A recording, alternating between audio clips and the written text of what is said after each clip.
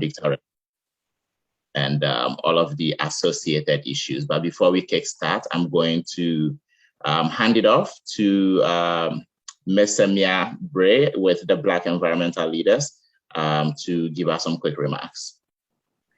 Well, good evening, everyone, and it is indeed an honor to be with you tonight. I bring you greetings on behalf of the Black Environmental Leaders Association.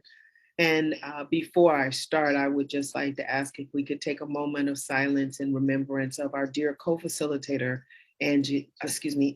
Jacqueline Gillen, who passed away recently.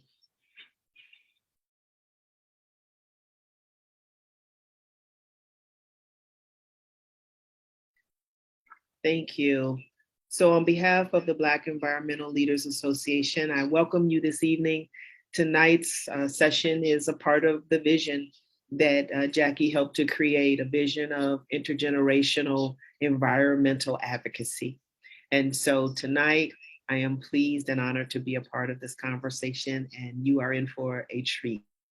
I have some tremendous presenters tonight, and you will most certainly your mind will be expanded, your thoughts will be encouraged, and your work hopefully will be in peace and ease. I welcome you today. Thank you, Samia. I will call now on a member of the Global Shapers to tell us briefly who the Global Shapers are. I'm sure many of you are wondering, what is this all about? So Elena. Yes, good evening, everyone. I'm Elena. I've been a global shaper of the Cleveland Hub for a couple of years now. So the Global Shapers community is a global network of young professionals. We are organized with the World Economic Forum. It's this whole community started in 2011. The Cleveland Hub started in 2013. And we are the only hub currently in Ohio, but we're working to establish a Columbus hub hopefully soon. And the idea is that all of these hubs work on local social impact projects with a global lens. So we're connected across cities around the world to share ideas and share projects, and especially if there's overlap between the approaches and strategies and what we can learn from other cities and each other. So we are a group of we recruit between 18 and 29, and folks stay in until their mid-30s or so. There's like a membership age range as defined by the World Economic Forum. But I think what will give you a better idea of the Global Shapers in general is this quick 2-minute video we have about the power of the network, which will be displayed here on the screen shortly.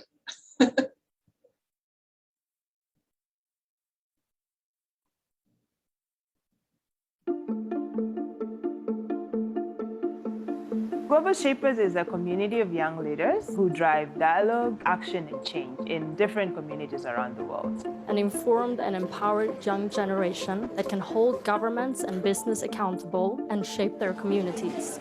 Meeting people that share the same vision for your community, the same vision for the world. The biggest tool we have to make change is dialogue. The Global Shapers, to me, is the platform for action for change for the millennial generation across the world. We're currently facing trends and global crises that need to be addressed in the most collaborative spirit.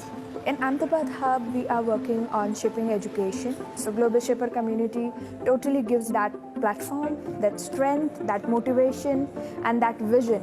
The cooperation among hubs could make a difference in shaping projects locally, but that have a national impact. What we're doing is we're trying to engage our shaper communities from around the world to take action on climate. We want more people based in China know the world better. So we host international events to let people have more free dialogue with each other. I am from Kakuma refugee camp. It's about 185,000 refugees. And we have a Kakuma hub, which is the first hub ever in a refugee camp. I met the other shapers, and then I started to understand what this was all about.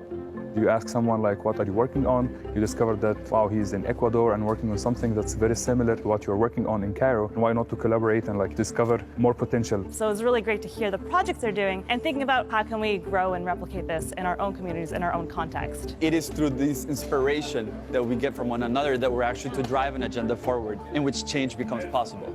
And these thousands of global shapers from more than 400 cities around the world, when they come together, they speak and act on behalf of the 3.5 billion billion young people that represents half of the world's population. Then together, you are so powerful and can really influence change. I'm very optimistic that we can create a better future for the coming generations. We're the global shapers.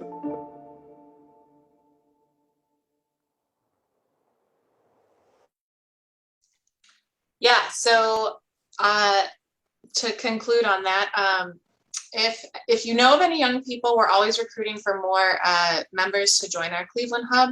So you can contact myself or Kwame about that and a little bit more about our projects and what we're working on. I mean, we work on a whole range of things from environmental justice to maternity health to showcasing minority and immigrant-owned businesses in Cleveland through our Culture Cleveland Dinner series, as well as this Shaping the Future series that we're doing tonight.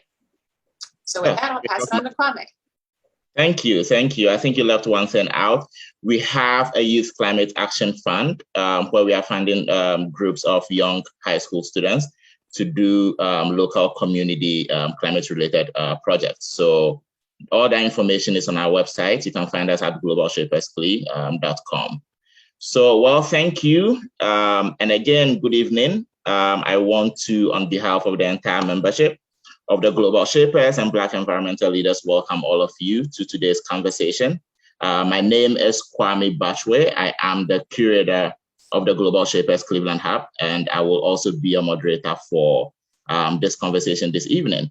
So just so you know what to expect, tonight there will be a panel discussion for about 30 minutes, and then we will open it up to all of you who are with us this evening to be able to share your questions, your thoughts, comments, and all of that. So I'm going to dive right in and introduce our wonderful panelists that we have this evening. So first we have Angela Z. Bennett. She is the Administrative Director of Digital C, a nonprofit whose mission is to make Cleveland's digital future more equitable. Angela helped design and launch Digital C's community-based WISP and Empower Cle to connect Cleveland's underserved households with affordable, reliable, high-speed internet to the home. During the pandemic, she led a customer engagement effort which grew its subscribers from 80 in March to over 800 by the end of 2020. Angela will now spearhead the development of empowerment program to connect households with resources and services to improve their outcomes in the areas of education, economics, and health. Additionally, she's responsible for Digital C's advocacy efforts at the local, state, and federal levels. She's also an attorney practicing in the areas of corporate, real estate, commercial transaction, and community development. And I'm also excited to announce that she is a triple alum of Case Western University, which I am an alum of as well. So welcome, Angela. Next, we have Adam King. Adam Drew King is a technologist and a creative whose work focuses on digital justice, broadband deployment, and community-led innovation as a means for community and economic development in Northeast Ohio and beyond. Adam has experience establishing broadband network solutions in close to 50 locations nationwide. He has consulted on broadband solutions for municipalities, architected networks for campuses, and deployed open and closed networks in commercial spaces since 2013. Adam's ongoing projects and areas of interest include pursuing the activation of public space in non-traditional ways through his JIHU, I hope I said that right, initiative, continuing to help lower the bar for entry into the digital age, promoting digital justice, and empowering with residents and neighbors to ensure access to tools of technology and innovation.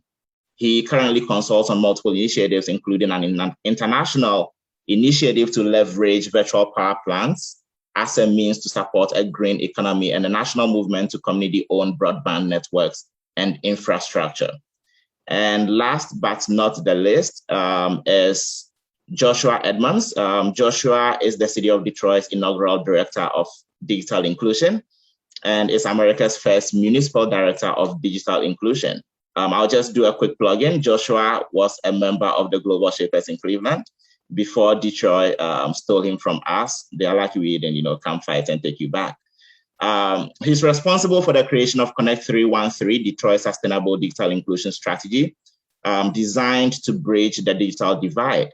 While appointed at the city, Joshua has testified in front of Congress on the matter of digital equity, hosted Detroit's first Digital Inclusion Summit, established the city's Digital Equity Fund, and most recently helped raise a combined $30 million for distance learning and telehealth initiatives for Detroit residents. Joshua also chairs the telehealth work group within the Federal Communications Commission's Intergovernmental Advisory Committee. For many of you who know Joshua, Joshua was a public policy fellow of the Michigan Poverty Solutions Initiative and was hosted as a Digital Innovation Fellow at the Cleveland Foundation before his move to Detroit. So, ladies and gentlemen, we have our panel. I am extremely excited to be having this conversation with all of you. So I hope that I've done some justice in summarizing all your wonderful accomplishments. I would, at this point, want to, just give you the opportunity to add to anything I might have missed out, and just tell us what angle you come to this work at, and then answer the brief question for me: what digital equity means to you. So anyone is free to take it.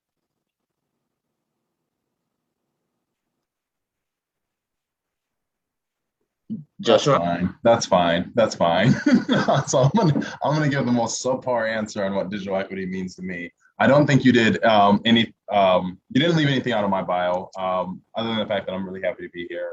But the angle that I'm coming at this from more recently is municipal government. And I think that it can't be stated enough. Oftentimes municipal governments have been overlooked in the digital equity equation for a variety of reasons. The biggest reason in the urban context is historically we haven't had funding to do much of anything here. So if you're even looking at in Cleveland, like, oh, where's our person? Most cities are going to be like that because there's not really a budget line item that they've allocated to empower any digital equity leader within municipal government.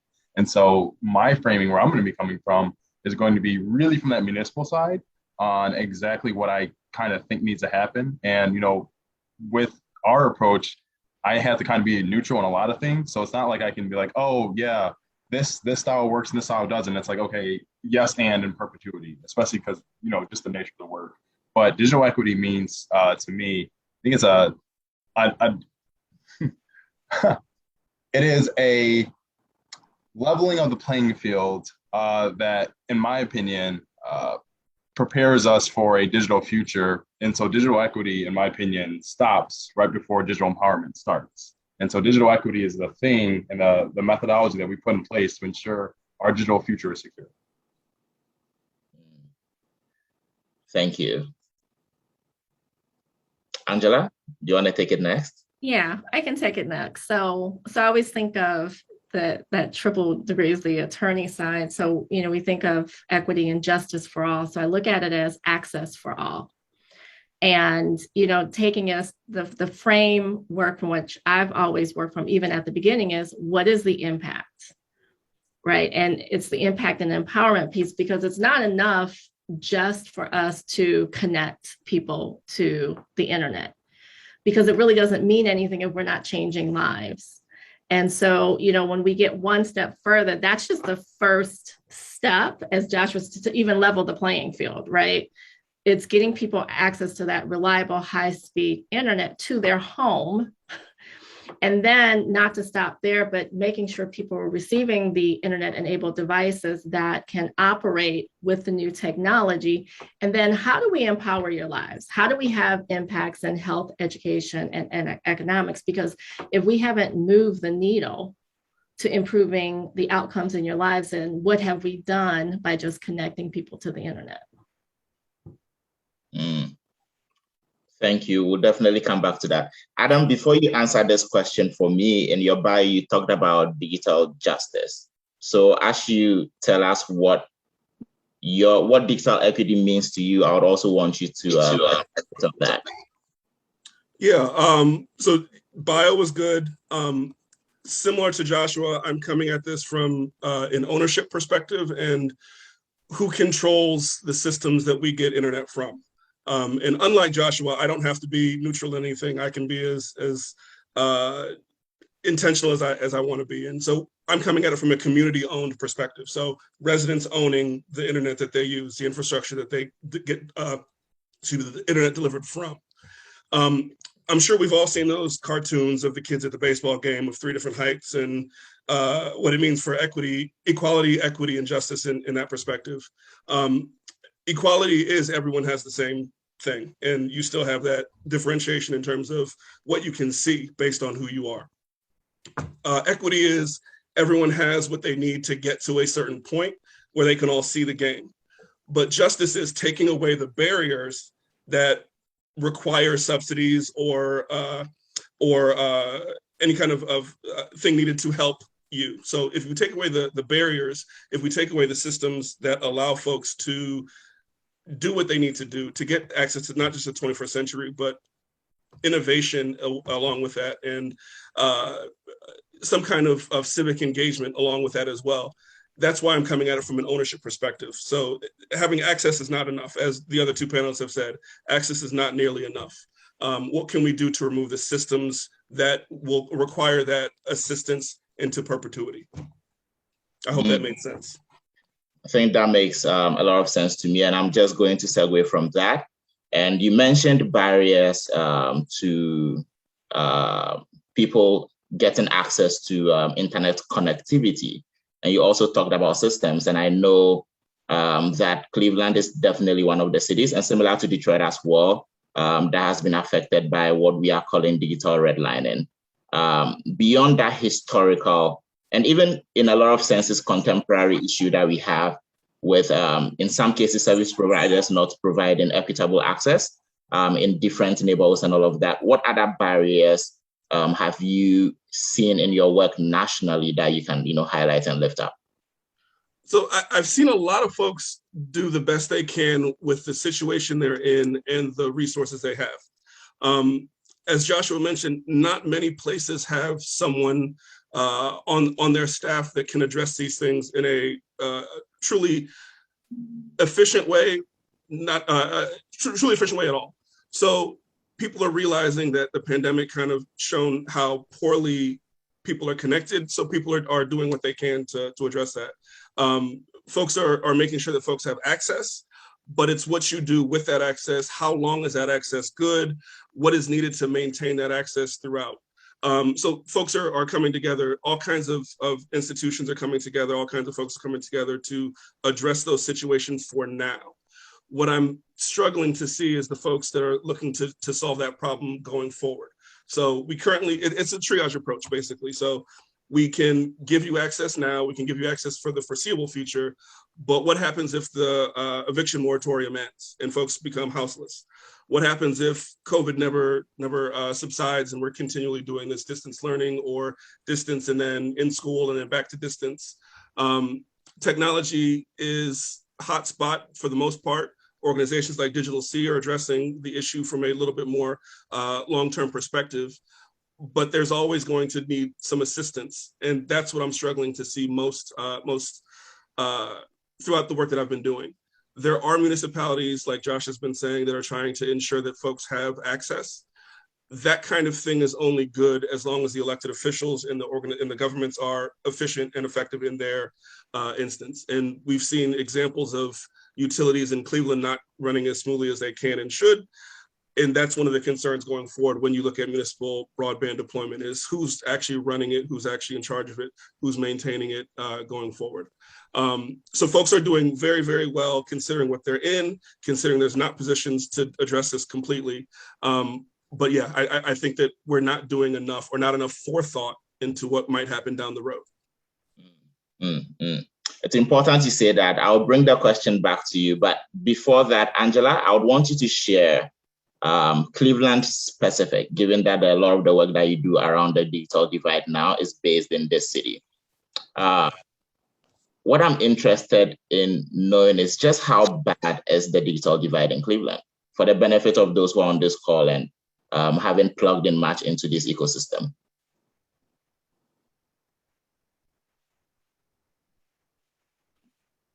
So Cleveland, I mean, we're the worst connected city, major city with, populations of over 100,000 in the country. So what does that look like? I mean, we have over 70,000, households, without subscriptions, without any sort of, and Cleveland. So that's a large population. And then when you look at the pandemic, Digital C partnered with the Cleveland Metropolitan School District during the pandemic to go out and find their families, right? Over 40% of the families we couldn't find. And when I talk about we went to go look for the families to get them connected, I have Katarina from Digital C who led this effort, the canvassing on the ground.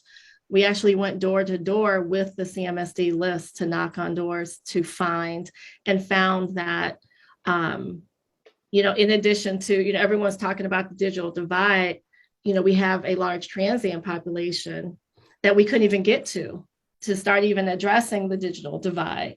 And so when you talked about the mortgage redlining, and Adam talked about the systemic issues that exist, with the pandemic, there was exacerbated it, and the digital divide exacerbated already unconscionable conditions of the people that were living here.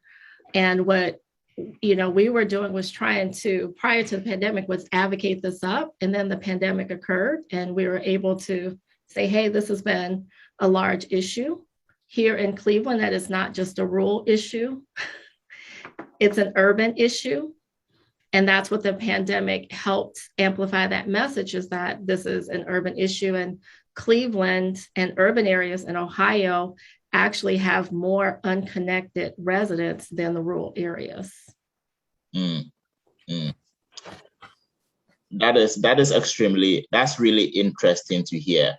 Joshua, I'm curious, because I will be asking you down the line to talk about solutions that you are trying out in Detroit, and see whether or not those are fitting for Cleveland. But before then, these challenges that Adam has outlined, that he has seen nationally, and what Angela just expressed about Cleveland specifically, how do these compare to the situation in Detroit?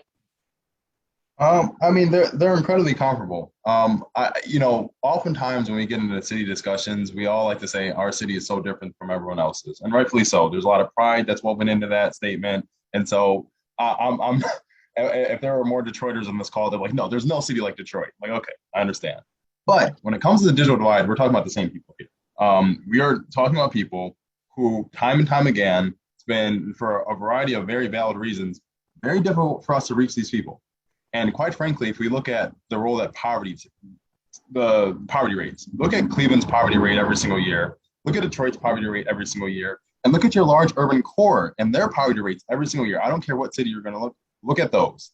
And then after that, you can kind of start guessing on, well, who's more likely to be able to afford high-speed internet?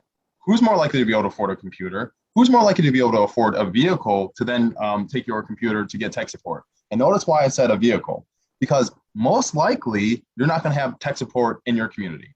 It's going to be in the suburbs. And we're not talking about the suburbs. Now, I'm not saying that the suburbs are devoid of a digital divide, especially Northeast Ohio. We can point to a number of suburbs where that's the case. But at the end of the day, if you're looking at trying to figure out how we can get a better picture of the digital divide, look no further than residents living in poverty. And that, I think it kind of is a catch-22 here, because what I've tried to tell people locally and nationally as well, people aren't just unconnected or underconnected. So even if you're able to talk to them and say, hey, I've got the thing you've been missing. You needed internet, boom, here it is. You needed a computer, got you covered. You needed tech support. Here's a number you can call, and it's tailored just for you. At the end of the day, there are people who have so many other things that are going on that it doesn't even matter what we're talking about. So like for me, it's a little gross sometimes when I have to talk about bridging the digital divide as if that is the thing that is really going to get us there. It's not the thing. It is a thing amongst a multitude of other things that have to come together for us to be successful, for residents to actually say, yeah, you've made a difference. Anything else short of that, we are addressing the digital divide. We're not really bridging much of anything. So what I'm hearing is that for a lot of these things, it's not an isolated problem that should necessarily necessitate an isolated solution. It has to be more comprehensive than the way we are looking at it. You said something that I would want to dwell with for just a little bit. You mentioned the fact that if we want to look at the digital divide and understand it, we need to look at the people that are being affected. Has there been specific, things that have happened in the city of Detroit? I'm not putting you on the spot, but since you took up your office, has there been specific things that you have done to sort of ensure that the voices of residents are being uplifted? Most definitely. So, and this is what I would strongly advise any city to do. So in the creation of an Office of Digital Inclusion, we know that there's a checks and balance system that has to happen. And quite frankly, with digital inclusion, more than other areas, you have a lot of residents who have been leading this work for a very long time because the sheer nature of municipalities not being empowered to do so. And so for us, values mean everything. Values are essentially the outlining of a constitution, if you will. The community is the one who should hold those values, and they should then be able to take those values and say, whenever we're out of line on things, hey, you said, for example, and these are two values that we always say, we progress at the speed of trust, and so we can't move forward unless people trust us. And two, we always say we're locally led and expertly informed. And so I'm not going to be paying consultants to come in, national consultants, and tell me things that my local community already knows. And one of the things that we've set up in Detroit is the formulation of Connect 313. That was our entire structure where we actually facilitated a community election last year. Community members voted on who they wanted to represent them. We paid these committee people who are on 5 different committees we have. We're paying all the committee leads. In addition to that, we've created our own digital equity fund where now if a resident has if you live in Detroit, you work in Detroit, or you learn in Detroit, you're allowed to make a suggestion as it relates to any way that we need to be bridging the digital divide. Tomorrow is actually one of our board meetings. We have a 17-member board. It's a lot more than we wanted originally, but 2 of those folks are actually elected community members sitting on that board. And to give you some perspective on the firepower on that board, the CEO of Quicken Loans chairs our board. The senior vice president for Microsoft sits on our board. In addition, General Motors high ups, our energy provider high up, we literally just picked every single large sector piece. And at the same time said, residents cannot be left out of this equation. And so whenever we're making any type of stride forward, we're looking at our values and we're making sure that our values are in line with what we're doing. And anytime we step outside of that, the community has the ability to just whack us into place, and we have to listen to that. Otherwise, if we don't listen to that, that ruins the entire process, and then there's no point in even proceeding forward. And so that way, it's not perfect, and that we would only be able to work with people who are already connected, since a lot of our stuff is distance anyway. So it's not a perfect model, but it's a model where we can leverage community voice. And I'll just, the last thing I'll say before I be quiet, we're in the process of formulating our own Detroit specific Internet Bill of Rights. And I think that that's something where, Adam, see, this is the way that a lot of things are going now. And me as a municipality, I'm like, great, we're not going to advocate for a municipal broadband network. Quite frankly, we don't have the capacity to even manage that. And 2, legislation in Michigan is completely different than legislation in Ohio. So it's just not possible. It's not going to happen. But that being said, as other providers are engaging with us, that's something that we can actually prop up and say, hey, Joshua Edmonds and my office, we did not develop that. The community did, and I'm acting in support of those values.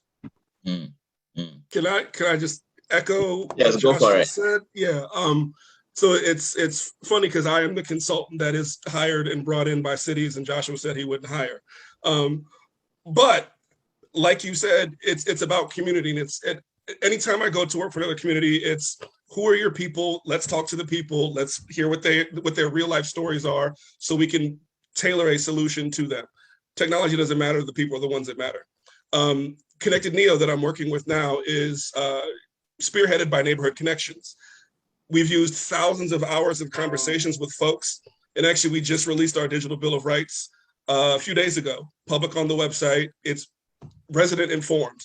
Thousands of hours of talking to folks, hearing stories, hearing their pain pressure points, hearing what they want, what they need. That was developed by people, and it's public. Wanted continued input so it can be updated periodically. But it is what people. There's 3 sections. It's what people want, what Connected Neo stands for and stands on, and then what we're hoping to hold other telcos in the region to.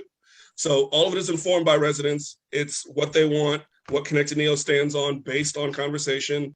And then we're hoping to kind of hold other telcos to the standards that residents have informed us that they want as well. So you mentioned digital rights, Josh. That's what we're doing with Connected Neo. That is really wonderful to hear. Adam, when you get a chance, just put the link in the chat for folks who would want to, follow. Angela, so as far as it looks like there are different pieces to addressing this problem. And one of it is definitely the community engagement piece and making sure that we are uplifting community voices.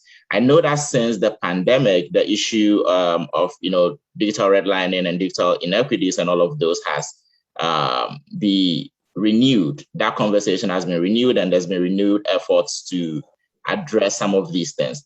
I have two questions for you. One is very specific, the other is broad. The specific question I have is that if we look at engaging residents, if we look at a continuum, where would you say Cleveland is as far as uplifting resident voices and making sure that the residents are part of the conversation that is ongoing to solve the digital divide? I think Cleveland in general? Yes. Or the work specific? Cleveland as a region, yes. Okay. I think it's moving there. And I think local efforts like with Digital C and the work that we do with our partners, even with Adam and his work with Connected Neo, Bill Callen, I think it's starting to move in that direction. I think it just needs to, how do I say it? We have organizations that are meeting, but I think we need to be much more intentional on bringing the individuals that are in the community that are affected and impacted to the table to make sure that their voices are being heard. So I'm originally from East Cleveland. And I always, I've worked in the Cleveland neighborhoods. And I always say that, when things happen, people come into our neighborhoods to do things to us. And we are not a part of that process. What we need to see happening as we are closing and addressing, the digital equity is that organizations that are in our communities doing this work should have people working in those organizations that are reflective of the communities that we serve. So from an employment, that's making sure it's creating pathways and being intentional in creating pathways and opportunities, not only for employment, but for entrepreneurship and our vendor relationships, making sure that the community are part of that economic prosperity. So, as this funding comes in, how are we, making sure that the community is participating in that economic, the opportunities that are there. And even if it's capacity building, I can think of during the pandemic, we've launched several folks from Digital C that are now, from a graphics and videography that now are working for Netflix, here. So how do we support the entrepreneurs that are in the community that they have the talent and the creativity? How do we then put the technical assistance around that? And yes, it does take a little bit of more time. It does take a little bit more effort, but guess what? We should be doing this. That's what equity looks like. And not just hiring folks outside that aren't reflective to pay them to come into our communities, but we have the talent. We have talent in our neighborhoods. How do we be intentional, go in and leverage and bring that talent out and include them in the process? I like the fact that you mentioned that. So I know there's and matter of fact, I'm part of the Greater Cleveland Digital Equity Coalition. And it's important to me that you mentioned that there needs to be more residents and people who live in the communities engaged in some of this work. I think that is extremely important. Matter of fact, I remember a quote that I've dropped a few times, which is that taxation without representation is tyranny. So if you apply that almost to the work that we do within this impact ecosystem and all of that, I think that also becomes extremely important. So that is good to hear that there's some effort and at least the thinking that's where the space needs to head towards, and that's what we need to be doing. But I'll stay with you, Angela. I have one more question to you before I move on. So how close would you say we are as a city to what I would call the digital promised land? You want honesty? I mean, we have a ways to go. I want all the smoke. Yeah, I mean, so I'm not good with, Adam will tell you, right? He's worked with me. I'm not good at, mincing words. I think the seeds have been planted, but I think we have a long way to go. Again, I will say it's not just enough to connect people to the internet, right? The digital promised land is, when you look at our unemployment rate has gone down. When you look at the median household income, that has increased. When you look at the graduation rates, that has increased. That, to me, that's just my perception, my perspective of the digital promised land, because, we look at the health of our community. We are now a healthy community. We're not having these conversations about affordability. As Bill and I have sat and did calculations on what is affordable and trying to, craft language to advocate for affordability. Those shouldn't be conversations. That's the digital promised land, when we are no longer having this conversation. And so while we've done quite a bit of work and the seeds have been planted, I think we still have a lot of work to be done. Adam, you live in the city of Cleveland, you work nationally. What are your thoughts on the question? How close do you think we are to the digital promised land? So if this is close, yes. How wide can I get? We're probably about there. A lot of what Angela said is very true. What I've been pushing for in conversation, both nationally and here, is who owns the infrastructure, who owns the access, who owns all those things. And I ask that because that's my digital promised land, is when you're not having to worry about the whims or the revenue of a company, because you own it, you operate it. It's you and your neighbors, it's your community, it's your city that are owning and operating. So we're not at the whim of someone's yacht, the dividends that someone's paying out, the subsidies that are coming in, because it's your control, your baby. The jobs that folks are getting with access are wonderful, amazing. They're perfect for now, but what about their kids, or if they lose their job, or if they get sick? So that control of not being able to be kicked off of something, or not being canceled for something, or not being a company not making enough money, so we're not building out to you. Those are the things that keep people from the digital promised land. So the steps that we're taking are great. They're giving a drowning person a life preserver. I want to give a drowning person a lifeboat, so they can control where they go after the fact, not just treading water.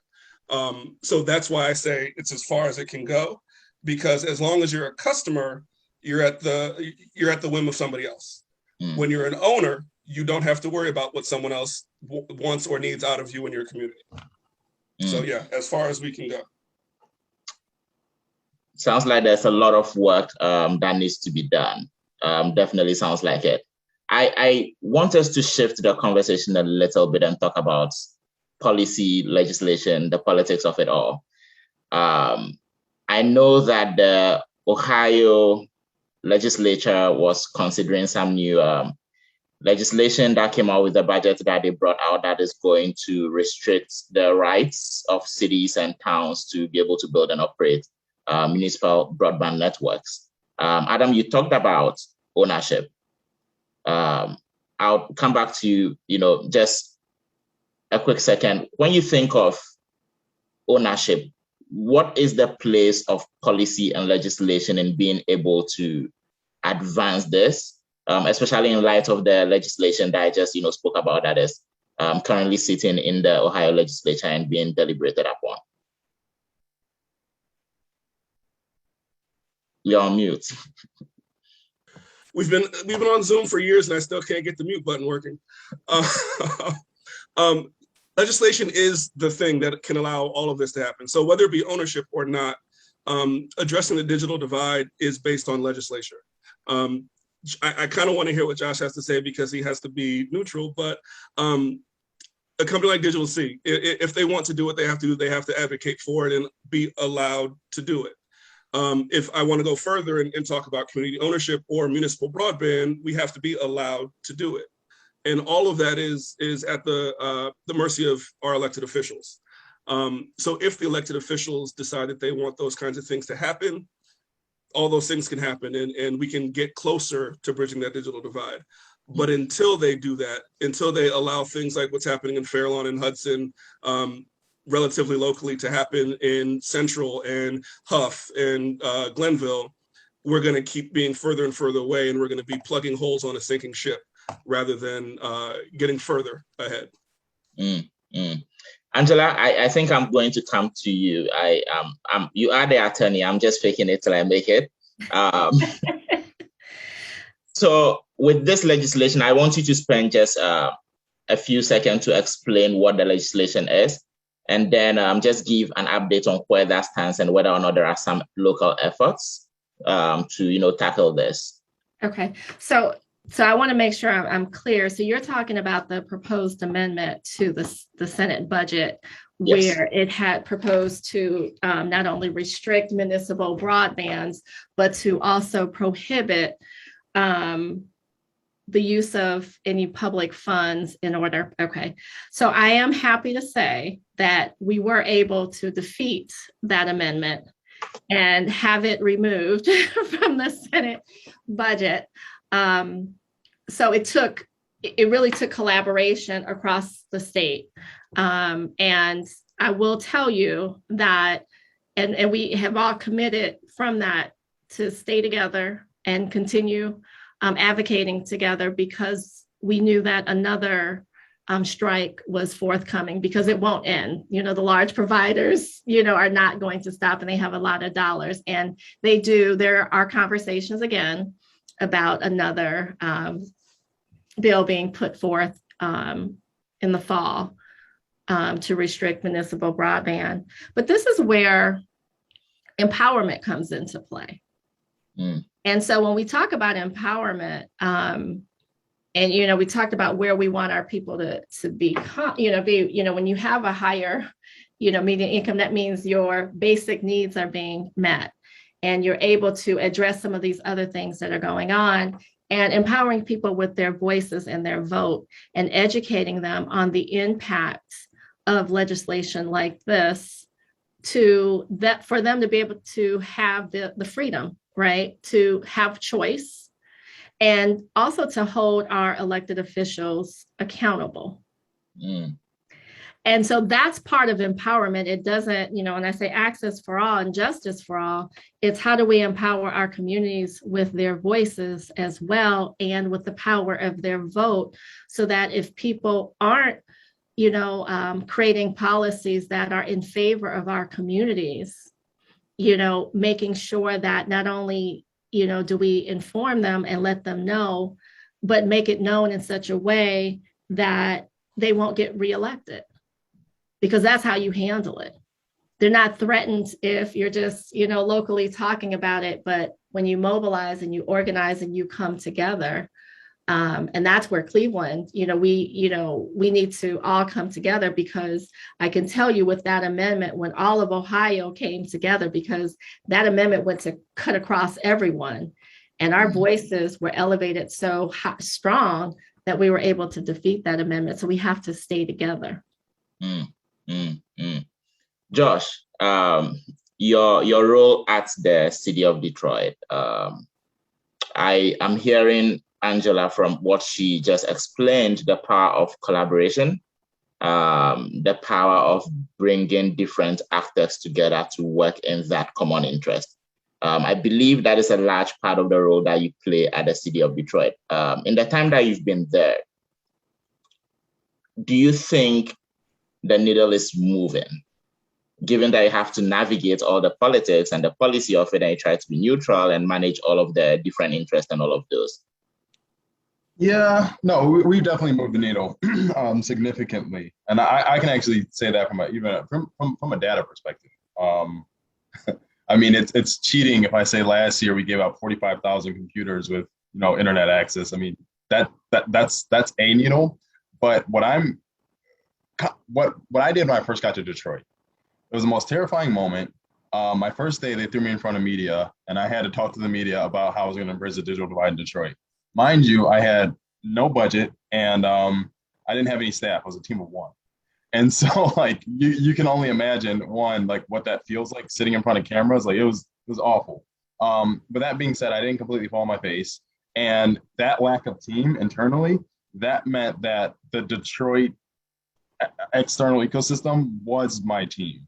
And so I don't really look at folks who might not necessarily work internal to the city as if they're not in the same team. I'm like, look, we all got the same jersey on. You want to bridge the digital divide, same team. And like, that's how we've been operating. And so I didn't really have the luxury of just saying like, hey, behind closed doors, like city people, you all want to do this and not include the residents? No, it was impossible. Like there's no way we could have did anything. Quite frankly, most cities who don't have funding, and even with the rescue plan funding that's coming in, even with that, we don't have the ability to actually bridge the digital divide on our own. It's impossible. It literally is impossible. I promise you it is impossible.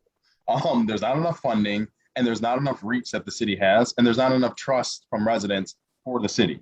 So by the very nature of the issue, an amateur would go in there and set up their offices to be internally. And I'm not shy when I say an amateur, because there are folks who are doing exactly that. You have some city governments who are running their digital inclusion initiatives, internal, then going out externally, whereas ours started externally, and then it kind of, now we're starting to get people, on board. But my first year to 2 years in Detroit, it was nothing but going to community meetings, speaking at churches, corralling stakeholders, getting support. That was all I was doing. And I was trying to amass social capital because I didn't have any liquid. And I was trying to take that social, then convert it to liquid, and somehow it actually worked. And so I'm seeing that there's a larger strategy there of doing that real-time engagement and being very transparent with people. Most people still quote, I said at the very beginning, we're building a stone soup model where I'm not going to ask you, if you have chicken Parmesan. I'm going to say, do you have tomatoes? Great. Do you have salt? Great. Do you have pepper? Great. And that is exactly how we've been able to build this coalition, molded by scarcity, but forged in this belief of we can reach our digital promised land. And yeah, the nation might not be able to do that. The state of Michigan might not be able to do that, but Detroit can. And I think that that's the belief that we're seeing. And I'm still saying, even despite all of the challenges that we are still seeing today, by 2024, we're going to have bridged the digital divide that we currently believe is true. There are other digital divides beyond this one, but the one of people not having access to a computer, not having access to digital literacy training, or not having access to affordable high-speed internet, we're going to bridge that. There's a whole other paradigm we still have to solve for, but this iteration we will bridge by 2024. That's incredible to hear, Josh. I just want to throw out there that if you ever decide to come back to Cleveland, we will not throw you in front of the media unprompted. So Josh can handle it. He can go in front of the media. He's good. He's a pro. So, Josh, I'm going to stay with you. Is there a case to be made to have an office, a director, or an office at City Hall in Cleveland for a position similar to yours? Is there a case to be made for this? Yes.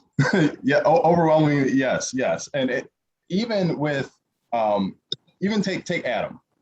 Adam is vying for community ownership. If you remember what I was saying, I'm supporting what the community is saying. So if the community is saying broadly community ownership, then I had to find ways to support that. Now, it might not necessarily be me being able to go 120 miles per hour on that, like they're going. It might be a pedestrian 35. But that being said, momentum is still going there to support what people are saying. And I think that when it comes to government, gov to gov is a thing. When I'm talking to someone nationally or someone statewide, whatever, I am talking to my government counterparts first, my peers first. That's how we communicate. It's like hey, real talk. What are we supposed to do with it? This on Friday, I had a call with our governor's office because I don't really know what they're doing with all their funding that they're receiving. I need to know that. That's a resident can make that call too, but I'm making that call because we're in sync now. Now we can lock arms and say, hey, I don't think Michigan's actually getting what we need. And hey, local Michigan community here, we need to band together and take this fight to Washington together. Now, we're still doing this with the blessing, if you will, from the community. But at the end of the day, there are things that we uniquely see based on where we sit. And I think the power of being able to coordinate You need someone who is going to be able to see the entire ecosystem and who can pick up several bat phones and call up. If you do not have that person, you are running on goodwill. And running on goodwill does not get you to where you need to be. It's a short-term sprint you can do, but endurance, people showing up after months and months and months and months, that is going to take endurance. And I think a lot of coalitions have sprung up since COVID. I love the coalitions. I'm thankful for them. But if you do not have that one person who is solely dedicated to that success, I don't think that these coalitions can sustain. Well, wow. So I think I might know a man or woman for the job. So that's incredible. That is really incredible. I think I'm going to be opening it up to for audience Q&A shortly. If you have any question that you would want to ask, any comments, any feedback, anything you want to share, you can definitely just put in the chat. We would ask you to, you can raise your hand. We would ask you to unmute and ask your questions shortly. But I want us to pivot and talk a bit more about solutions. And I'm going to kick this off with, just a shameless plug for Cleveland Neighborhood Progress, where my day job is. We are currently in the process of rolling out a program in Cleveland that we would be collecting some household level granular data to get a better understanding. Again, since we are talking about lifting resident voices, getting a better understanding of how the residents understand the problem, and knowing where the gaps exist and beginning to use that as a guiding, as a baseline for designing solutions and making strategic initiatives. So I'm happy to hear that my panel of experts absolutely agree that lifting resident voices and having it as a place to start from is absolutely important. I was going to ask about community, but I think we've buttressed that point a couple of times already. Adam, I would want you to speak a bit more about the community ownership model. What is it?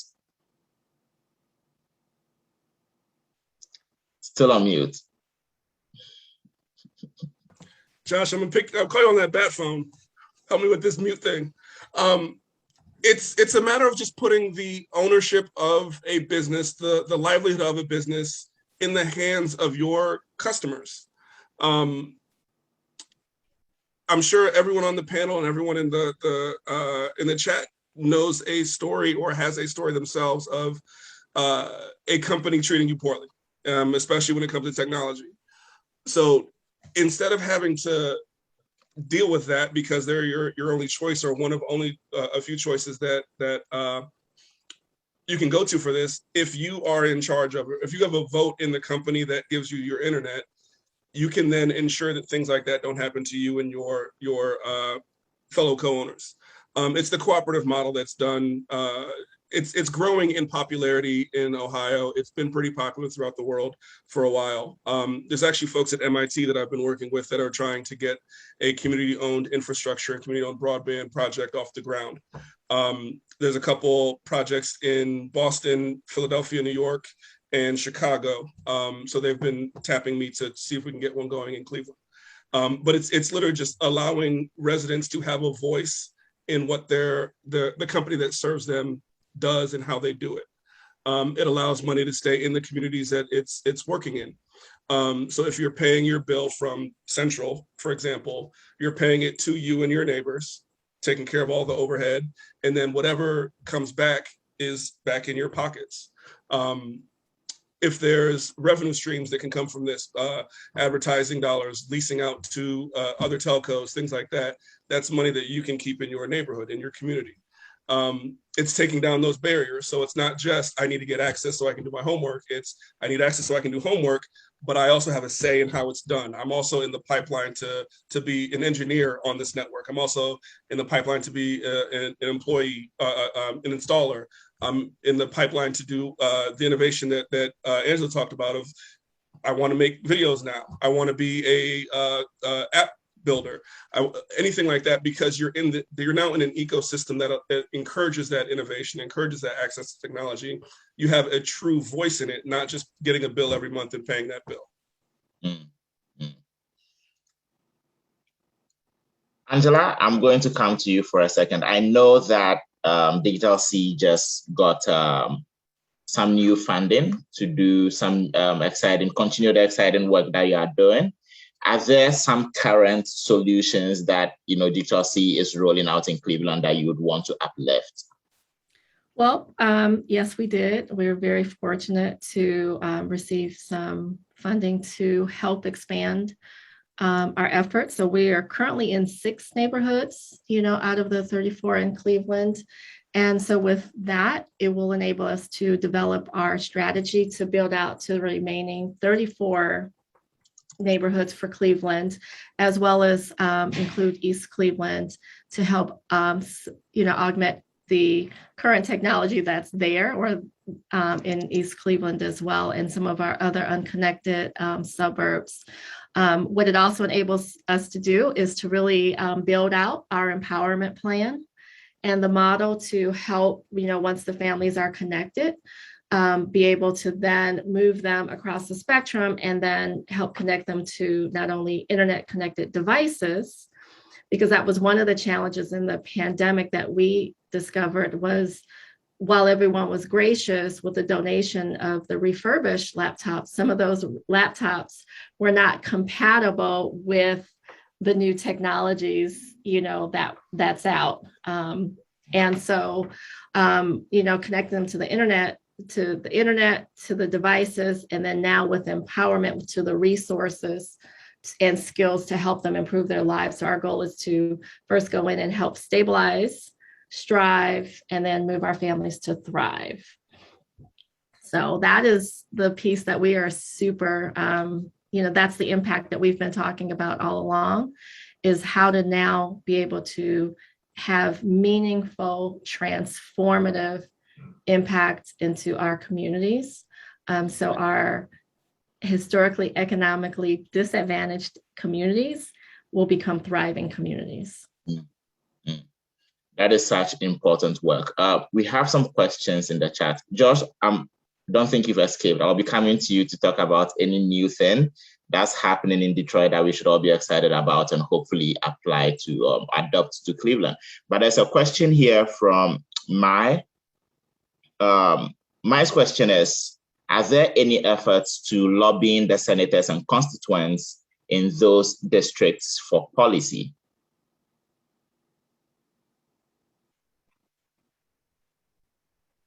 And I'm sorry, what was the question? I'm looking. Yeah, I didn't see it in the chat either. It came privately. So the question is, my apologies, are there any efforts to lobbying the senators and constituents in those districts for policy? I guess I'm not quite understanding the question. I think so. The question is, in Cleveland, for instance, with a lot of the legislation and advocacy efforts that are needed to ensure that resident voices are being and constituents are being uplifted, do we have any? You mentioned, for instance, that Cleveland was able to successfully roll back the budget amendments, for instance, that was coming. Are there any efforts to, any more consistent efforts to lobbying the senators and constituents for the policies that we want to see enacted? Mai is actually, go ahead, Angela. Go ahead, Adam. Mai is doing a pretty fantastic job from the youth perspective. I do know that EYEJ pretty regularly has forums with mayoral candidates. I believe they just had one a couple weeks ago on the 20th. Forgive me, I don't know what day of the week it is. But they were doing, they had a town hall with the mayoral candidates. I know that they have panels and forums and things like that they have for the last few years. So I would uplift them. And they're an expert at getting the youth voice involved, which is a sorely lacking voice in a lot of conversations. Mm-hmm. Hey, everybody. Sorry, I was double tasking and also talking to Kwame about something else. So I'll just ask the question directly real quick.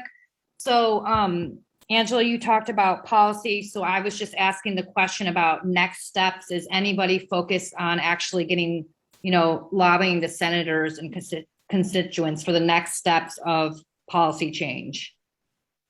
We are currently, so I'm actually regrouping with an advocacy strategy and engaging with different stakeholders so that we'll have more of a planned, proactive strategy moving forward so that we're just not all kind of reacting to some of the things that's happening. So pre-pandemic, we were advocating, right? We were being proactive, and then the pandemic hit and, everyone was kind of thrown in a swirl. But there are efforts underway to have a more concerted strategy with regard to that. And not only just at the state level, but also at the federal level as well. Yes.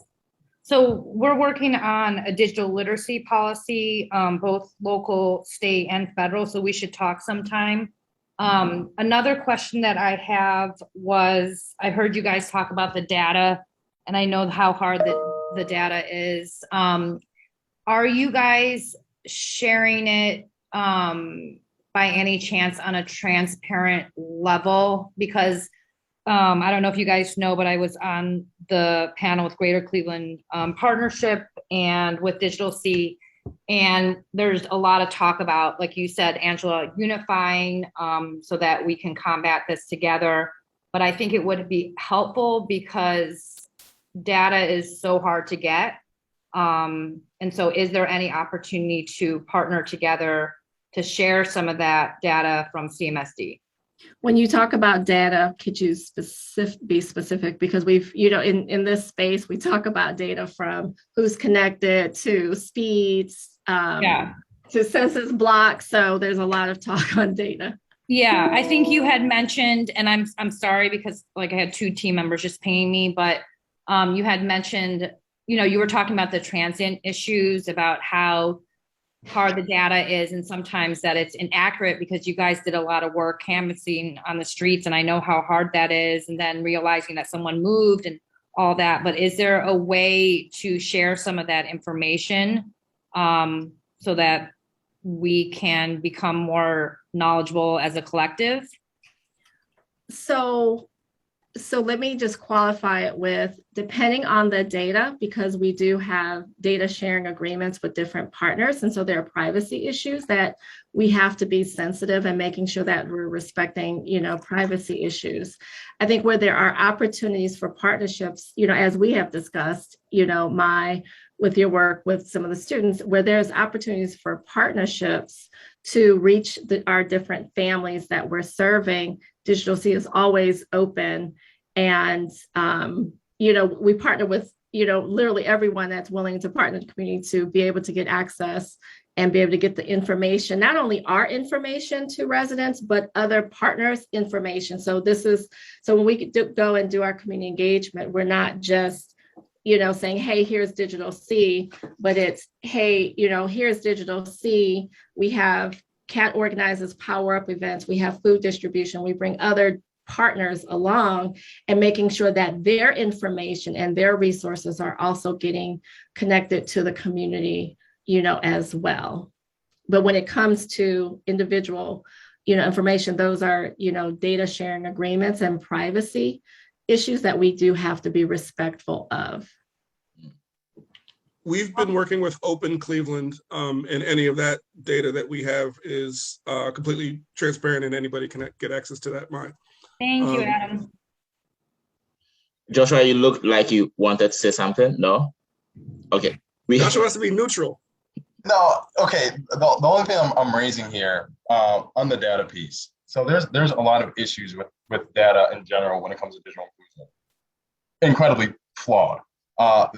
For example, the American Community Survey numbers that we all spout, those are the numbers where we can say, are we the least connected, most connected, whatever. That's off of a 5-year rolling average. And so even if we look at all of our interventions from last year, they're still not going to add up in a way that's actually in the real way that's happening, because it's a rolling average. And so that being said, what needs to happen in every city, so I'm not just saying what needs to happen in Cleveland, what needs to happen in every city, we need to rethink the way we're thinking about data. For so long, we've been spoon-fed data from the federal government and saying, this is the American Community Survey, this is how connected and unconnected you are. Define the data. I'll get there. And so what I'm saying is, we've been spoon-fed in a way where all the data that we've been receiving as relates to our connectivity as it relates to neighborhood infrastructure. That is not stuff that we've been curating and owning. So as a result of that, someone can easily say at the federal level or the state level, you're unserved. No, you're underserved. And I can develop legislation for the unserved and not for the underserved. And what we're saying is, no. This is a data set war. Whoever has a superior data set on digital equity wins. So right now, the federal government has the superior data set. So they're the ones winning. What needs to happen is a very concentrated effort to say that digital equity data looks like X. And we as a community are all agreeing that this is our digital equity number we're working from. It is going to be a combination of the American Community Survey numbers. It's going to be a combination of surveying, sentiment analysis, poverty rates, however way you want to come up with it. That combination then gets melded down into one number. Everyone works off of that one number. So now you're not having a panel where someone's saying 70% of Clevelanders don't have internet. No, 58%. One number, and everyone moves forward accordingly off of that. You're organized, and then you can take that fight to your senators. You can take that fight to your state, to your federal government, in whatever way possible. That organizing has to happen around data, and that's not happening at ecosystems at scale because we've been so misaligned, and not by our own fault either, but by a significant lack of resources. And a lot of us are just now catching up to see how the game is actually being played. But that is actually, and I won't speak to Kwame, so that's something that they're actually doing, that we are all collaborating and participating on. And that's, so when you talk to who's connected, who's not connected, the speeds at which they're connected, and then a couple of the survey questions to find out if they have devices. So that's where even here we've, when we met with CMP, we said, hey, the county's doing this, and how do we all come together so then that data set is then shared by everyone. Yeah. So when I talk to privacy, I'm talking specific customers and families of not releasing, that, but as far as speeds and, where everyone's at, that is something that we should do collectively and raise that, information up and make it publicly available. Thank you. There is another question from Mark Silverberg. Is it important for broadband to be available both in homes and throughout the community, including on the streets, and why? Adam, can I ask you to take that? Let me first get myself off mute. Yes, it is critical for that to happen. Angela's example of folks moving, being transient, that population. We have a huge houseless population as well. Everyone should have access to the internet, however they see fit. We're developing an open network streetwide, and then a closed network that's for residents to do that kind of thing expressly. If folks have to move, if folks are evicted, if folks want to move, if folks are houseless, all of those folks we want to make sure are addressed as well. Student populations are struggle with that very highly. Obviously, Angela mentioned that the issue with CMSD students having to move. We want to make sure that they, when moving, don't have issues about getting it in a temporary household, in grandma's house, in auntie's house, in their new house, anything like that. So yes, 100% critical for folks on the street, whether walking down the street or living on the street. Unfortunately, everyone should have access to it. And then can I just piggyback on what Adam said? From a public safety perspective, it's important to have internet on the street. And that's, Department of Justice work that we're doing to improve, the safety of students as they're walking to and from school, and making sure that Wi-Fi is available. With these cell phones, a lot of our kids have cell phones without data plans and only work when you have Wi-Fi. So if a safety issue arises while our young folks are on the streets, they need to be able to have access. And I would say not only Wi-Fi, but and Adam's working on the parks, right? But making sure that charging stations are available. There's nothing worse than having an emergency, your phone's out of power, and you can't get access to, safety services. That's part of the digital power plant thing that I'm working on now, is so that power can be generated through green energy and then utilized by folks on the street and shared throughout a network, actually. That sounds lovely. Josh, I know I was supposed to come back to you. innovative solutions in Detroit right now that we can, you've been in Cleveland, so you know the space. So are there things that you are doing in Detroit now that you feel we can apply here in the city? No. And that's probably like really, really mean. But the reason why I'm saying no, it's getting to a point where the municipal government has to step up. They have to be involved. So no matter what I'm going to say, I'm saying it from a perspective that Cleveland doesn't have. And that's not to say that they can't get it, but you don't get to skirt around this anymore. And I'm not saying you, Kwame. I'm saying the city of Cleveland cannot skirt and shirk its responsibility and push it off to community. The city has to step up. Someone has to own it. There needs to be a mayor, and I can say this because it's an election year, and I have to choose my words very carefully, but there needs to be a mayor that is going to stand up and actually give this a level of seriousness and nuance that it deserves. And that does come with saying, this is going to be the point person, this is going to be this office, and this office will be solely dedicated to bridging Cleveland's digital divide. And that framework, whatever we're doing is going to make sense. But whatever I say now, it's like, no. Cleveland, you're not going to be able to take, oh yeah, Detroit's won this, so therefore, no. Don't do that. Build what needs to be built first. Put your pants on first, and then you can put your shoes on. And I think that's kind of like the attitude there. So I'm sorry if it's like a really abrupt or mean, no, I'm not sharing anything. But it's honestly not in a way where I don't think that the municipal structure, if they're not involved, that the things that we're going to do are going to be able to transfer over the way that they need to transfer.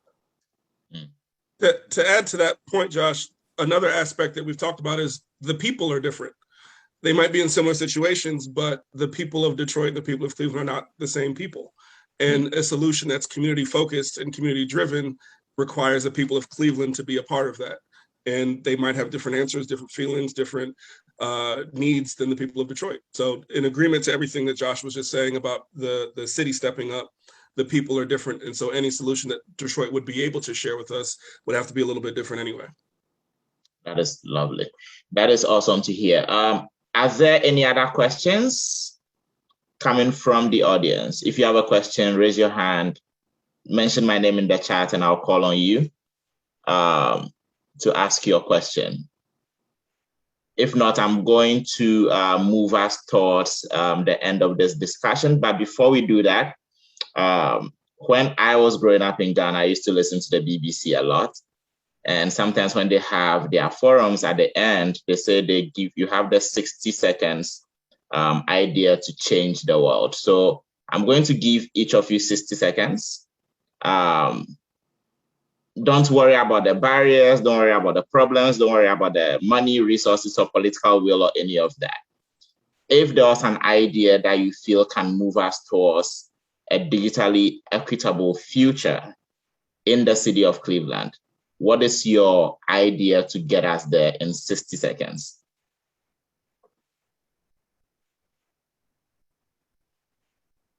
And Josh, I'm going to do it to you. You are the one who left us in Cleveland. I'm going to do it to you. So you get to go first. Let's go. That's fine. You know what? That's fine. That's fine. All right. Well, I'll just say, and I'm going to speak in a very general way. I'm timing it. Okay, that's fine. I'm not going to get to 60. All right.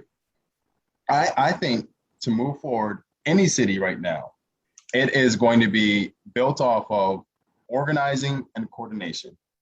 Whatever digital future we believe we deserve, whatever we deserve is going to be built off of how well we organize and coordinate. And so, that's a really empty answer. I apologize, but that is what I'm going to place the majority of my emphasis on. The American Rescue Plan is putting a lot of money into the city of Cleveland and cities across this country.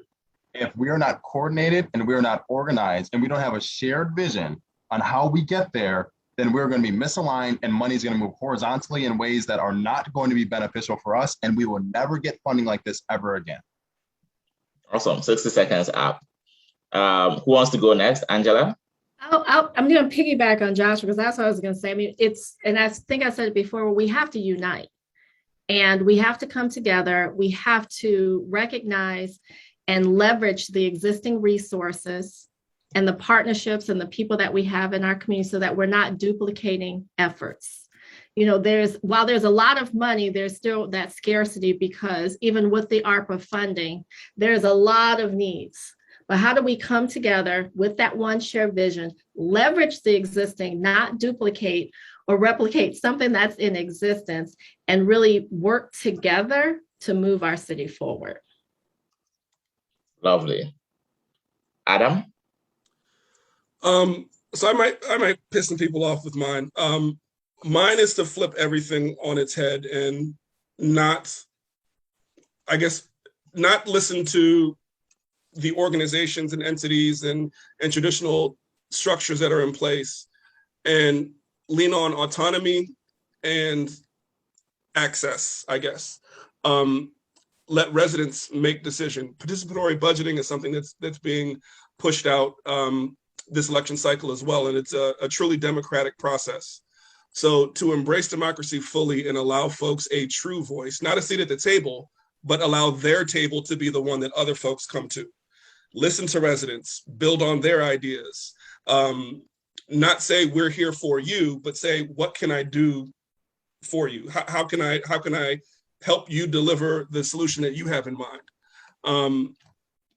So yeah, I don't think the gatekeeping that we traditionally do in a lot of these situations is how we can truly get true digital equity and true digital justice.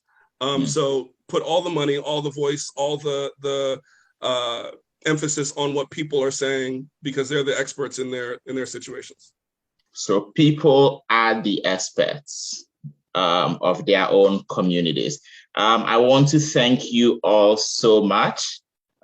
This has been an incredible conversation. I've learned a lot of new things, but I also think there's a conversation that needs to keep going. So don't be surprised when we reach out to you and say we are doing Shaping Our Digital Future 2.0. And invite you back to, spend time with us and talk to us. And I also want to thank everybody that made the time this evening to join us. We were scheduled to close at 7:30, so you have 9 minutes back. I'm happy to facilitate that. And please check out Global Shapers on our social medias and check out our website as well. Sign up for our newsletter.